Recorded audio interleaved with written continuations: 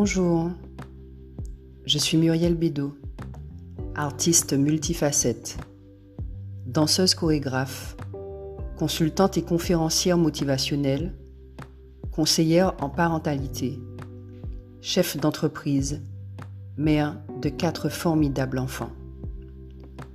Puissance de femme est le podcast pour développer le meilleur de toi, ce qu'il y a de plus profond et merveilleux en toi. Quel que soit ce que tu vis en ce moment, sache que tu peux en sortir juste avec ta volonté et l'amour que tu développeras pour toi. Tout est encore possible parce que tu es vivante et divine.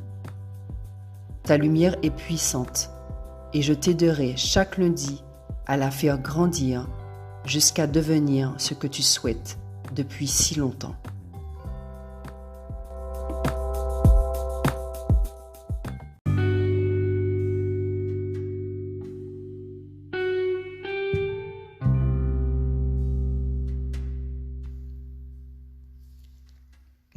Fais de ton mieux. Il y a plusieurs jours, je parlais avec un ami. Il m'avait recommandé pour une émission télé, mais malheureusement, les choses ne se sont pas passées comme nous le voulions. Je n'étais pas déçue parce que l'idée de partager mon histoire était désormais ancrée dans ma tête. Je devais absolument dire à d'autres femmes que malgré les obstacles, il y a toujours une porte à ouvrir ou même une fenêtre. Et puis, il me suggéra cette magnifique idée de faire des podcasts. Des podcasts réguliers que les femmes pourront télécharger et écouter partout où elles iront. Pour se motiver, pour croire en elles, pour avoir un espoir que tout peut changer. Quand je le dis, je n'invente rien. Tu peux être au plus bas, être au fond du gouffre et pourtant t'en sortir en grimpant petit à petit ce puits sombre. Donne-toi cette chance pour ne plus revenir dans cet état. Je me souviens en 2014, j'étais au plus bas moralement et pourtant je pouvais me considérer comme chanceuse. 4 enfants, mon compagnon à l'époque. Je venais d'avoir un bon contrat pour nous permettre d'avancer et de construire notre famille. Mais c'était sans compter sur nos problèmes de couple, qui s'amplifiaient de mois en mois, puis de jour en jour. Je ne comprenais pas ce qui se passait. Je ne comprenais pas pourquoi autant de violence, pourquoi on ne s'aimait plus comme au premier jour. Et plus j'essayais d'être parfaite pour lui, et moins il répondait positivement. Plus j'essayais de faire ce qu'il me disait pour être la parfaite femme et mère, et plus il prenait de la distance. J'étais certaines fois désemparée, au bout du rouleau, mal dans ma peau et dans ma tête. Mon cœur me faisait mal de savoir que j'avais à nouveau eu confiance en quelqu'un. Je sentais que je le perdais. Je sentais qu'il s'éloignait et que ma vie aussi, et mes rêves de mariage, de vie parfaitement rangée, comme mes parents, qui ont plus de 40 ans de mariage à cette heure. Et puis il est parti une première fois, puis revenu.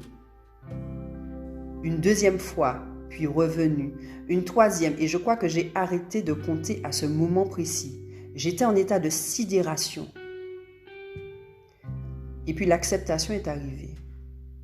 L'acceptation de me dire que la situation est ainsi, que puis-je changer? J'ai commencé à me dire tous les jours, Muriel, fais de ton mieux. Je disais à ma mère, je fais de mon mieux, maman. Et je disais à mes enfants, maman fait de son mieux. Je fais de mon mieux, je fais de mon mieux, je fais de mon mieux encore et encore parce que je ne suis pas parfaite, parce que j'ai mes qualités et mes défauts. Mais ces défauts sont-ils insurmontables? La réponse est non, définitivement non.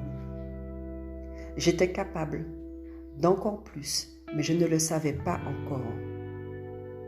donner le mieux sur le moment. C'est tout ce que je pouvais faire sur l'instant avec ma fatigue de mère, ma charge mentale, mon engagement de femme active et activiste. Je ne peux donner que 5 minutes. Alors mon mieux sera 5 minutes aujourd'hui. Mon mieux est 5 heures aujourd'hui, alors je donnerai 5 heures. J'arriverai 1 heure en retard aujourd'hui, eh bien, je fais de mon mieux et je ferai de mon mieux la prochaine fois. Je suis fatiguée aujourd'hui, mais je ferai de mon mieux. Du mieux, j'ai voulu donner le meilleur de moi, tous les jours, avec encore plus d'amour et de prière. Mais ma seule boussole était moi désormais et non lui. Je devais prendre soin de mes enfants et continuer mes passions qui me font vibrer. Alors je me suis détachée. Détachée de lui, détachée des autres et de tout ce qu'ils pouvaient penser de moi, de l'état de ma maison quand j'étais débordée, de mon état physique parce que j'étais épuisée. Je me suis détachée pour me concentrer sur moi et sur ce que je peux être de mieux et de meilleur pour moi-même.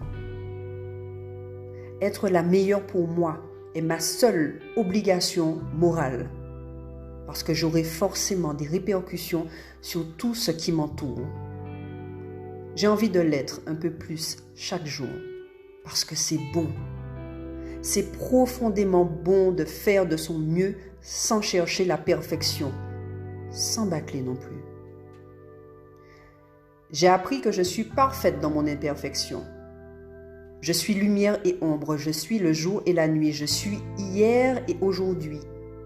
Je m'accepte dans ma totalité. Ma sœur,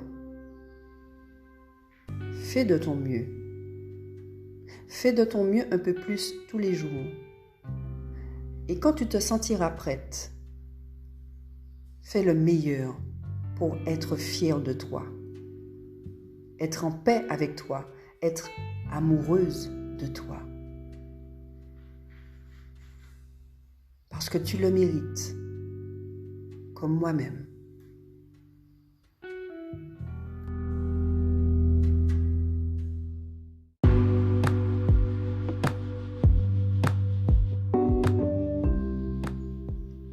Merci de m'avoir écouté. Si tu aimes ce podcast, n'hésite pas à liker, partager, inviter, pleurer et rire de soulagement si tu le souhaites. Retrouve-moi sur les réseaux pour continuer l'aventure. Je te donne rendez-vous lundi prochain pour un autre podcast. En attendant, profite pour t'aimer et prendre soin de toi. Beauté lumineuse.